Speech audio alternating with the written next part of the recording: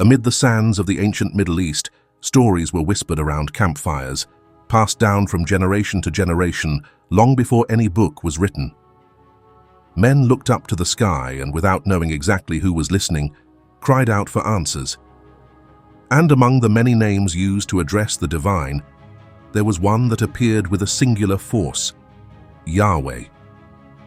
The curious thing is that this name appears in contexts prior to the founding of the nation of Israel. This raises a question that few dare explore. Was Yahweh already known, revered, and invoked long before Israel existed as a people? The answer is straightforward. Yes, there is strong evidence, both biblical and historical, that Yahweh was recognized as an active, personal, and powerful deity by people outside the Israelite lineage, long before Moses or the prophets raised their voices in his name. This discovery changes the way we understand God's role in human history. It reveals that the search for the eternal did not begin with a single tribe, but crossed eras, peoples, and cultural borders. This is not a God confined to a territory, but a presence that has always manifested itself to anyone who sincerely seeks it. The question of God's name has more weight than it might seem at first glance. In ancient times, knowing the name of a deity meant having some type of access or relationship with it. It was more than a designation. It was a door to a bond, a way of revealing identity, essence, and purpose. So, when we find references to the name Yahweh in texts as remote as the first chapters of Genesis, something within the biblical narrative expands. We no longer speak of a God who only revealed himself to Moses in the desert, but of a presence that has accompanied humanity since long before. Traditional theology teaches that God has always existed. The question here is, to what extent had he already made himself known? When Moses hears the voice coming out of the burning bush and asks, "What is the name of the one who sent him?" the answer is enigmatic. "I am that I am." The answer not only affirms eternal existence, but also presents a name that carries an existential and divine depth in itself: Yahweh. However, if we pay attention to the biblical text, we notice that this name does not appear there for the first time. He is already present in Genesis, centuries before Moses was born. This detail often goes unnoticed because we are used to reading the biblical narrative as a linear sequence of revelations. However, when you observe carefully, you realize that Yahweh was invoked by characters who preceded the patriarchs. In the 4th chapter of Genesis, there is a moment when, after the birth of Enos, son of Seth, the text states that it was then that men began to call on the name of the Lord. In the original Hebrew text, the word used there is YHWH, Hbaweh. How is this possible? Of the revelation of this name, according to the traditional narrative, would only come much later. This is one of the keys that opens his understanding to something greater. Knowledge of God was not restricted to one lineage, one language, or one culture.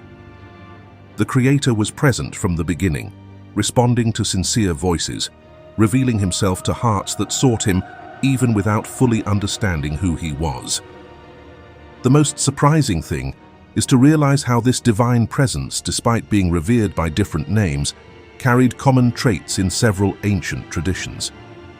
Monotheism, for example, is an idea that many imagine originated exclusively with the Hebrews. However, records such as the hymns to Aten in ancient Egypt or references to the Most High God among Semitic peoples suggest that the perception of a single creator God was not completely foreign outside the Israelite tradition. This point does not reduce the importance of biblical revelation, but expands it. It means that God did not wait for a specific people to begin acting.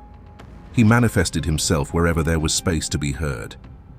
Throughout the pages of history, we see people emerge who, from different origins and contexts, developed a true faith in something greater. Not all of them knew the name. Not all of them had the right words, but many recognized the same invisible presence that would later guide Israel in the desert. It is in this intertwining of ancient voices, forgotten cries, and preserved names that we begin to understand the depth of what the name Yahweh means. A name that resonates not as a creation of a culture, but as a reflection of a greater reality. God was never absent, even when men were still trying to name him. And the fact that this name appears in contexts prior to the history of Israel does not contradict biblical faith, but strengthens it. It indicates that the alliance with a people was part of a broader plan, not its absolute beginning. It is possible, then, that the true history of the name Yahweh does not begin with Moses, but with the first people who looked up to the sky and, without knowing exactly what they were saying, called out to the Creator. Because where there is honest searching, there is room for revelation. And it is along this path that the script begins to unfold, between ancient voices and sacred names, in a journey that still invites those who listen to it to ask themselves, since when did we know the God who reveals himself as Yahweh? The name Yahweh, which carries with it a unique divine identity, did not appear for the first time on the lips of Moses at the burning bush. Even though that moment is remembered as the formal revelation of the name to the people of Israel, the oldest records of Scripture point to something earlier, something that defies traditional chronology. In the 4th chapter of Genesis, long before the emergence of Abraham or the formation of the tribes of Israel, the text states that men began to call on the name of the Lord. The word used there in the original Hebrew is the tetragrammaton YHWH, the oldest recorded form of the name Yahweh. This detail is not accidental. Genesis chapter 4 describes Adam's descendants after the death of Abel and the birth of Seth. At a certain point, Enosh was born, and the biblical account records that it was then that the invocation of the name of the Lord began. It is important to highlight that this event occurs, according to traditional biblical chronological estimates, around the 3rd millennium before the Common Era. That is, more than 1,000 years before Moses climbed Mount Sinai. Throughout Jewish tradition, commentators such as the Masoretes have preserved the use of the tetragrammaton YHWH in sacred texts, recognizing that its presence dates back to the oldest narratives. Even though later copyists avoided pronouncing the name directly, replacing it with Adonai or other titles, the text remained intact in terms of its original spelling. This shows that the name Yahweh was already inserted in the first structures of faith recorded in the Scriptures. Following the biblical timeline, another striking example appears in Genesis chapter 12. At this point in the narrative, we have the call of Abraham, then known as Abram, who, upon arriving in the land of Canaan, builds an altar and calls upon the name of the Lord again. Once again, the Hebrew text uses the tetragrammaton, reinforcing the continuity of use of the name Yahweh by characters who lived well before the covenant established with Moses. What makes this data so significant is the context in which Abraham found himself. He had left Haran, a city in Mesopotamia, around the 19th century BC, driven by a promise that he would be the father of a great nation. Upon arriving in Canaan, his first recorded action is to build an altar and invoke Yahweh. Not a new name, not a newly discovered deity, but a familiar, revered name whose presence was recognized. This points to a previous tradition, inherited, perhaps passed down orally, but already existing. On a careful reading of the narrative structure of the first chapters of Genesis, it becomes evident that Yahweh was not introduced abruptly. Its mention is recurrent, associated with creation, the relationship with the first human beings, and the guidance of the generations that came after. This is not a theological concept inserted late, but a divine identity rooted in the first records of biblical faith. Even though the full understanding of who Yahweh was developed over time, his presence as a central figure was already established. This observation raises an interesting possibility. Knowledge of the name Yahweh may have been passed down through spiritual lineages that resisted the widespread corruption of the ancient world. In a scenario where idolatry grew and regional gods took shape, there were still men and women who kept the knowledge of a unique, personal, and eternal God. This explains why figures like Abraham, even outside the institutionalized Israelite environment, were familiar with this name. He was not discovering Yahweh, but rediscovering a name that was probably part of his spiritual heritage. In the historical context of the ancient Near East, where local deities received names linked to natural, tribal, or territorial functions, the name Yahweh stands out. It was not associated with sun, rain, fertility, or war, as was common in the Mesopotamian or Canaanite pantheons. Yahweh was a name that spoke of existence in itself, of an absolute being, present before everything and beyond everything. This aspect separates him from other deities and gives the biblical tradition a profound originality, that of a God who does not depend on creation to exist, who is its source. Linguistic studies reinforce this idea. The name Yahweh is usually associated with the Hebrew verb hayah, which means to be or to exist. This supports the meaning given in Exodus. I am that I am. But if this understanding was already present in the patriarchal ages, then the revelation to Moses was less an introduction and more a confirmation, a powerful reminder of something that was already being whispered in previous generations. Given this evidence, it is possible to affirm that the use of the name Yahweh before Moses was not an error of literary anachronism, but rather a testimony to the continuity of revelation. Yahweh manifested himself since the beginning of humanity, even though many had moved away. The emergence of the nation of Israel, then, does not mark the starting point of true worship, but rather the establishment of a visible alliance with a people who, at that moment in history, were ready to carry that name among the nations. This understanding transforms the way we read Scripture. Instead of a narrow line of revelation, we see a wider network, where Yahweh has always been present. The story of their worship does not begin on a mountain with stone tablets, but on ancient altars, in voices that cried out in the silence and in hearts that searched, even without knowing all the details, for the one who is, who was, and who will always be. While observing the emergence of the name Yahweh in times long before Sinai, a mysterious character appears in the Scriptures and completely breaks with the idea that the revelation of the true God was confined to a specific lineage. This character is Melchizedek. Little is said about him, but enough to provoke deep reflections on the scope of divine action outside the borders of Israel. The only direct mention of Melchizedek in the book of Genesis appears in chapter 14. At that moment, Abram, even before receiving the name Abraham, returns from a battle against kings from the east. He had rescued his nephew Lot and recovered the looted goods of the city of Sodom. Upon returning, he is surprised by an unusual figure, a king who also performs a spiritual function. Melchizedek is presented as ruler of Salem, a city identified by many scholars as ancient Jerusalem and priest of the Most High God. He brings bread and wine, blesses Abram in the name of this God, and in response, Abram gives him a tenth of everything he had conquered. This episode, although brief, is full of theological implications. First, the identity of the God that Melchizedek represents is revealed by the expression Most High God, Creator of heaven and earth, a title that in Hebrew is El Elyon. This designation is not accidental. Among the peoples of the Fertile Crescent, the use of elevated titles to refer to supreme deities was common.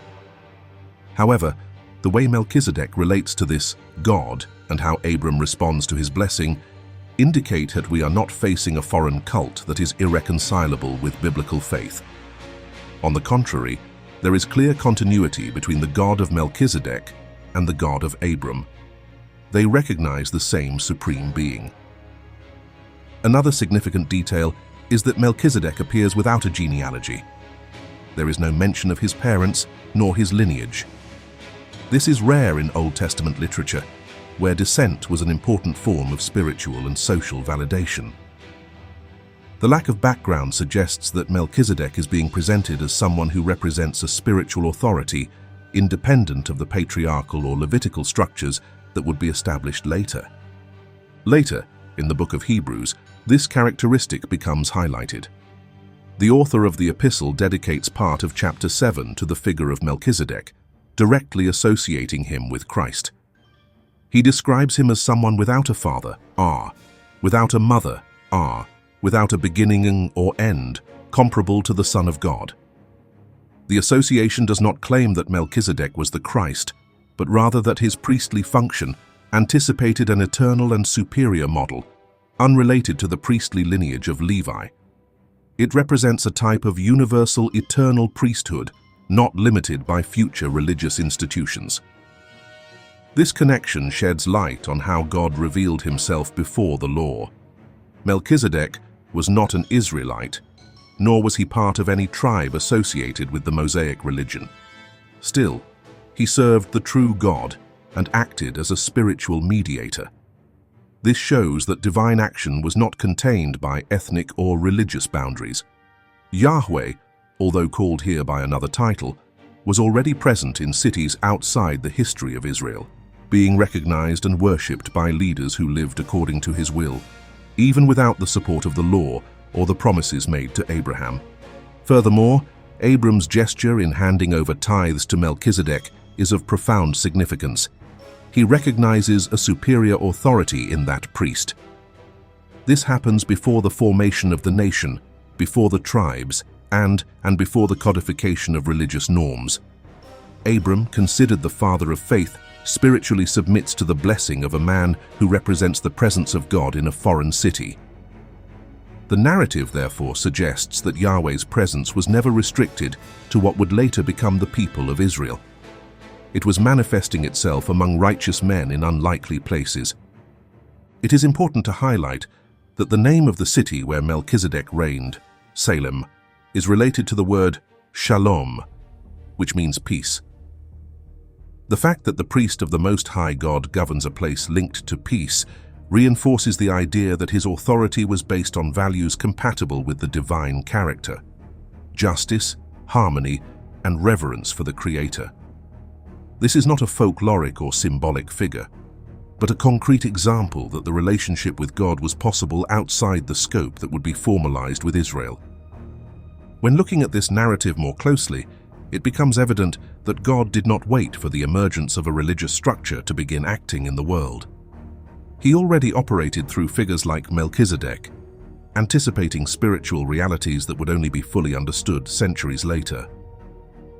The faith that is expressed through this mysterious priest is a demonstration that the knowledge of God was not the privilege of an exclusive group, but part of a broad, progressive revelation accessible to those who lived with righteousness and fear.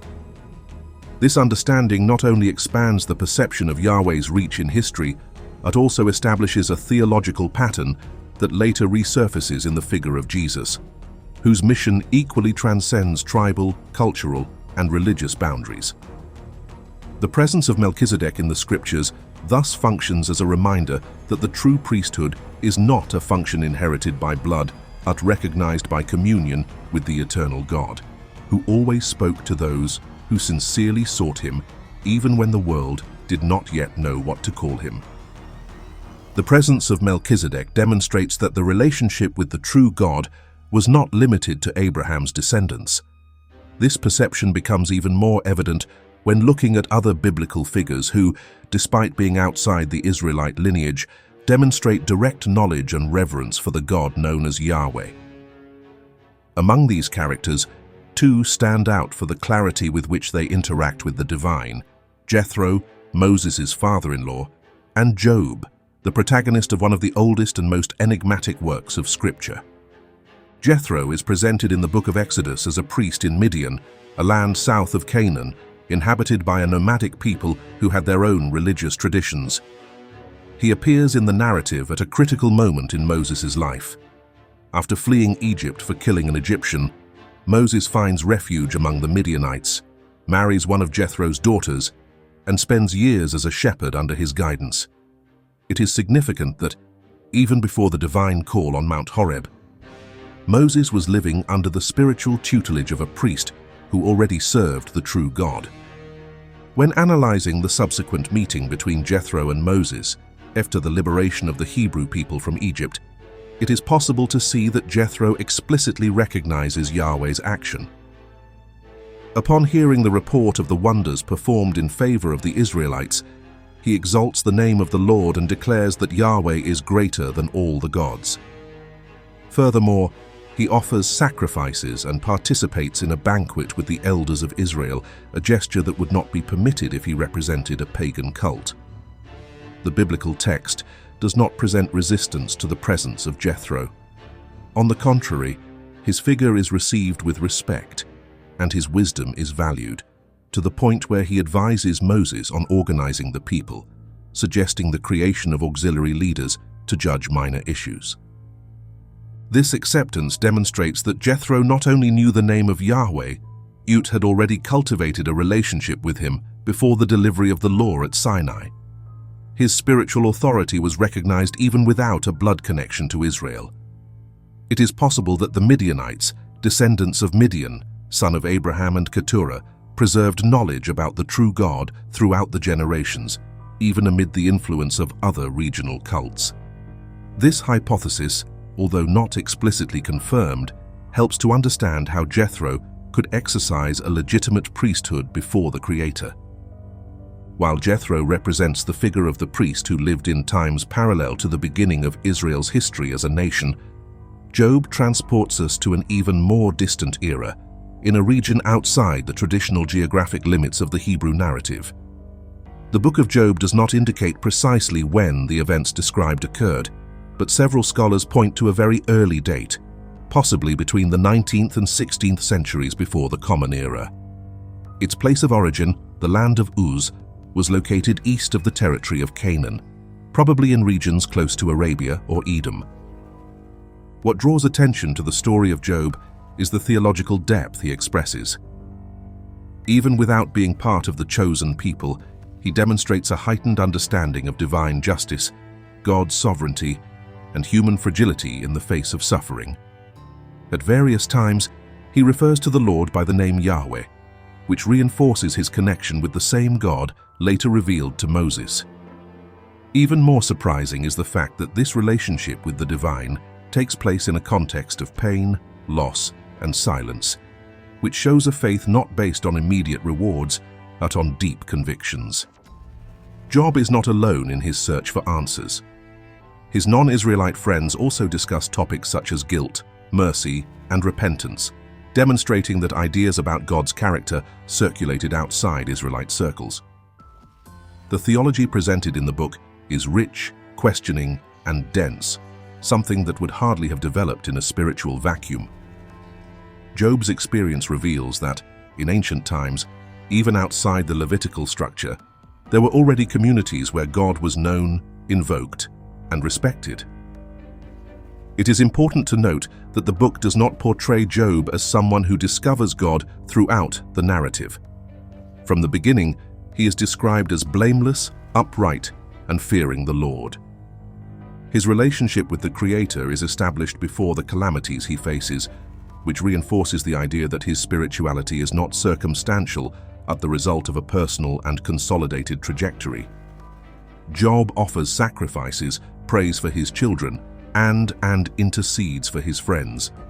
He understands, even without the support of a written revelation, that the relationship with God requires reverence, integrity, and trust. Job's testimony also points to prophetic knowledge.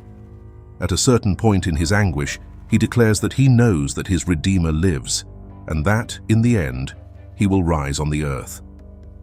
This statement reveals a vision that goes beyond the limits of his generation and anticipates concepts that would be revealed centuries later. Even surrounded by doubts and contradictions, he keeps hope alive in a personal, just, and redemptive God. Both Jethro and Job show us that Yahweh's knowledge was not restricted to a single people or region.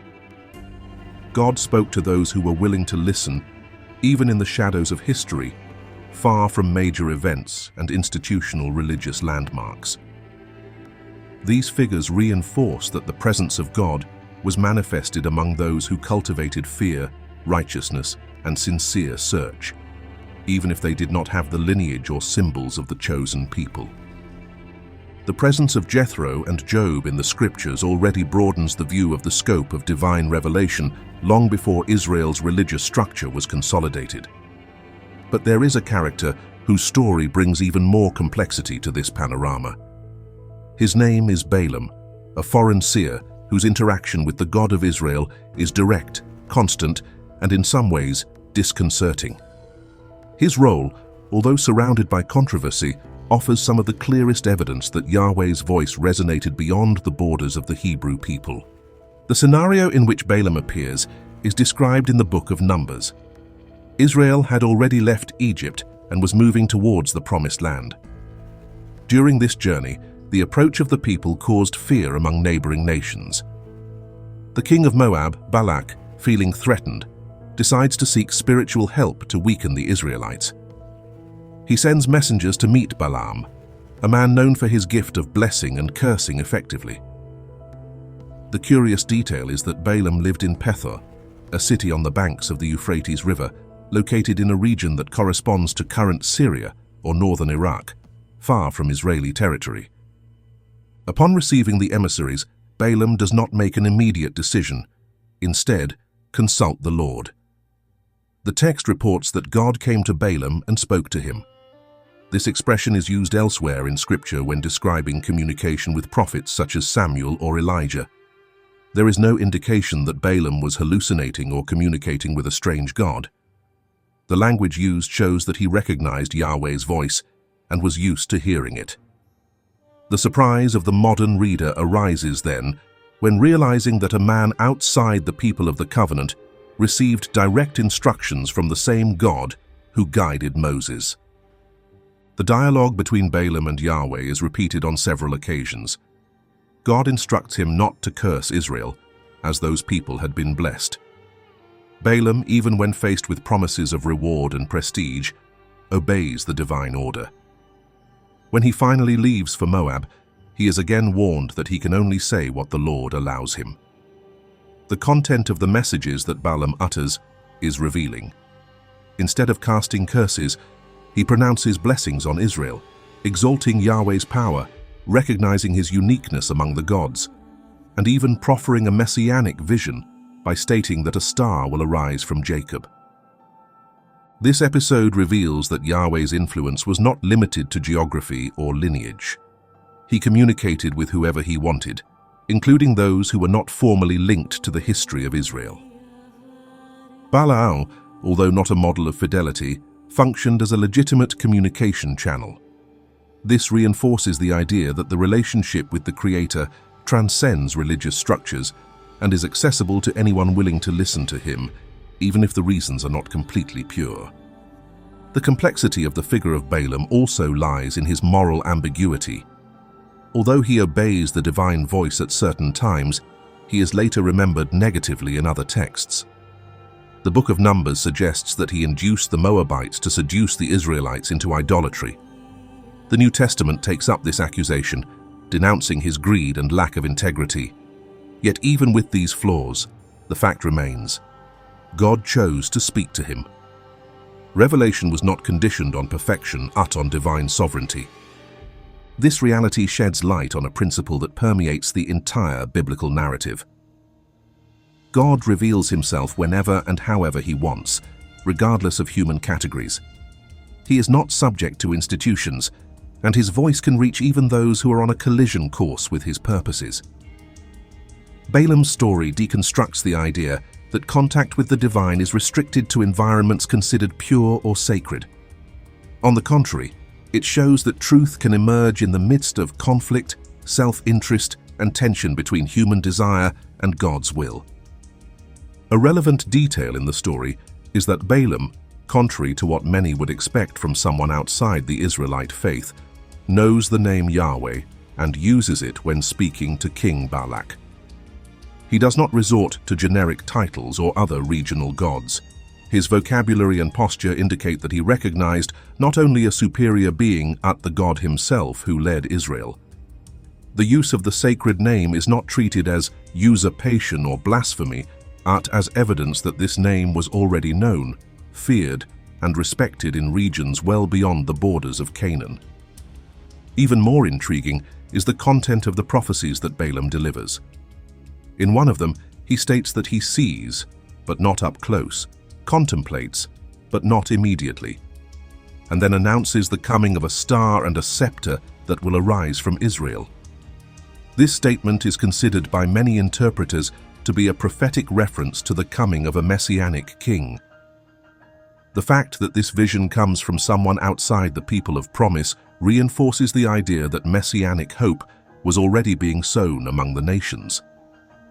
God was revealing parts of his plan to diverse individuals, spread out geographically and disconnected from the official line of written revelation. Balaam's trajectory, therefore, is not just that of a man who listened to God. It is the story of how revelation could reach the most unlikely, even in hostile contexts. Yahweh spoke beyond known limits. And even when his words were spoken by inconsistent lips, his purpose prevailed. It was not the reputation of the messenger that validated the message, but the faithfulness of the God who spoke. The way Balaam becomes a spokesman for divine declarations, even without being aligned with the spiritual purpose of the people of Israel, significantly expands the understanding of the reach of God's voice in the ancient world. He was not an example of righteousness, nor a symbol of covenant, but he still had access to truths that surpassed his time. This forces us to revisit the idea that the relationship with Yahweh was limited to a specific nation. On the contrary, the revelation seems to have emerged with varying intensity in different corners of the earth, reaching figures who lived on the margins of the main biblical account. This pattern is not isolated to Balaam. When one carefully observes the structure of the scriptures, from Genesis to the prophetic books, it is possible to perceive a coherent line that points to Yahweh's actions among different peoples. In several passages, God interacts with foreign kings, announces judgments on Gentile nations, and even establishes universal moral principles applicable outside the context of Israel. What emerges throughout these records is the image of a creator who communicates with all humanity, not with ethnic or geographic exclusivity. This perspective aligns with the statement recorded by Paul in his letter to the Romans, where he declares that what can be known about God is manifest among all creation. His invisible attributes have been clearly perceived through created things. The message is simple. God has always been accessible, and his presence has never been limited to the borders of an institutional religion. The signs of his existence, his justice, and his glory have always been spread among the people. This understanding transforms our reading of sacred history itself. The covenant with Abraham, the giving of the law to Moses, and the establishment of the Levitical priesthood. All these milestones are real, profound, and necessary, but they do not represent the absolute beginning of God's activity on earth. They are, in fact, forms of organization of a revelation that was already underway, consolidating a people to serve as a channel between the divine and the nations. Israel's election was not an isolated privilege, but a mission with a global objective. Yahweh's universality is also manifested in the way he responds to all who sincerely seek him. From the first generations, before the formation of any written tradition, there is evidence that people invoked the name of the Lord, moved by genuine faith. These manifestations of spirituality were not linked to temples, tribes, or laws. They were human responses to the silent call of a God who revealed himself to those who desired him. This reality has powerful implications for the present. It dispels the idea that true spirituality only belongs to a group with access to sacred texts or specific traditions. On the contrary, it teaches that the Creator is more interested in the disposition of the heart than in the cultural position. People in different regions, times, and contexts have experienced encounters with the divine, albeit with partial vocabularies, rituals, or understandings. What unites all of these experiences is the response to a call that echoes throughout creation. By recognizing this line of continuity, we realize that figures such as Job, Jethro, Melchizedek, and Balaam are witnesses to this historical process. Each one, in their own way, confirms that the relationship with God does not depend on blood inheritance but on an interior openness. They do not represent exceptions but examples of a greater truth. Yahweh allows himself to be found where there is authentic search, even if the seeker is not within the religious structure formalized by Israel. This pattern of broad revelation also explains why many ancient peoples developed, even if in a fragmented way, notions of justice, sacrifice, eternity, and redemption. These intuitions do not arise by chance. They are traces of the dialogue that God maintained with humanity throughout the ages. When we look at civilizations such as the Egyptian, the Mesopotamian, or the Persian, we notice elements of transcendence that point to something beyond the visible. Even if they did not achieve a complete theology, these people expressed in their own ways the desire to reconnect with something greater. The name Yahweh, in this context, appears as a point of convergence. It is not just one label among many, but the expression of a divine identity that carries within it an essence of eternity, presence, and continuous action. When this name appears in the Genesis narrative, or on the lips of prophets like Elijah and Isaiah, it carries the weight of centuries of divine interaction with humanity. It is not a new name, but a rediscovered name, an old key that opens long-existing doors. Recognizing Yahweh's actions among ancient people helps us see that faith is not a cultural invention, but a human response to the divine. It can be formalized through doctrines and structures, but its essence is prior to any system. God already spoke before the first tablet of stone, before the first temple, and before the first psalm. And he continues to speak, not only among those who know him by name, but also among those who feel him in their consciousness, in their creation, in the silent search for meaning and truth. This broader view rescues the spiritual dignity of people forgotten by the traditional narrative. It reminds us that God was not absent while nations were formed, kings rose to power, or empires crumbled. He was always there, offering guidance to anyone willing to listen.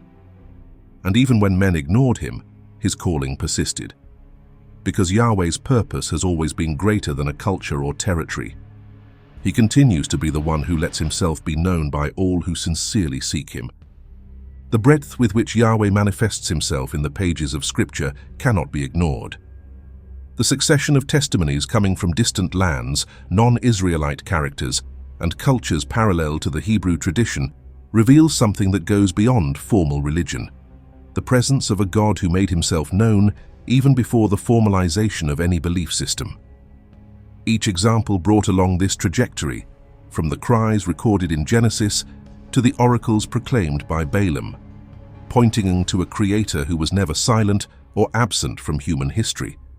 This observation does not reduce the importance of Israel's role as a chosen people. On the contrary, it expands the scope of its mission. The covenant made with Abraham, the delivery of the law on Sinai, and the prophetic call that spanned centuries have as their backdrop the divine desire to reach all nations. What we see then is a continuous process. God organizing, guiding, and summoning a people, not to monopolize revelation, but to become light among others. This process did not begin with Moses, nor with the prophets. One could already discern its roots in men who did not possess the promises but maintained reverence. Men like Job, who even outside the direct line of promise possessed deep spiritual discernment. Priests like Melchizedek, as legitimate representatives of the true God. Leaders like Jethro, whose faith was recognized without reservation. Prophets like Balaam, who even under dubious motivations heard and transmitted words that marked generations. All of them are pieces that make up the broader mosaic of divine action among peoples. This narrative invites us to look at spirituality from a new perspective.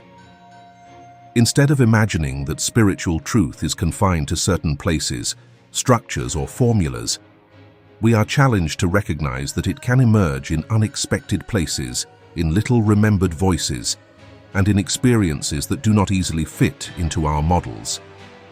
Yahweh's history is vaster than the memory of a people. She is the invisible thread that intertwines the oldest human quests with the deepest revelation. Where there was a sincere heart, there was also a chance for divine response. In many moments, this recognition was stifled by religious systems that confused authority with exclusivity. But God himself, throughout the scriptures, demonstrates that he himself has always been beyond cultural and institutional limitations. The criterion he uses is not blood affiliation but interior disposition. He made himself heard by shepherds in forgotten regions, kings on distant thrones, women in tents, and strangers on obscure paths. In every corner of history, his presence can be traced. This perception changes the way one interprets the journey of faith. It is not limited to formulas but opens up to listening. The question is not who can find God, but who is willing to respond when he reveals himself. And revelation, as we have seen, does not respect borders drawn by men. It crosses languages, cultures, and life stories, seeking space in consciousnesses that have not yet been shaped by dogmas, but that instinctively recognize the echo of truth. Faced with this, spiritual responsibility transforms.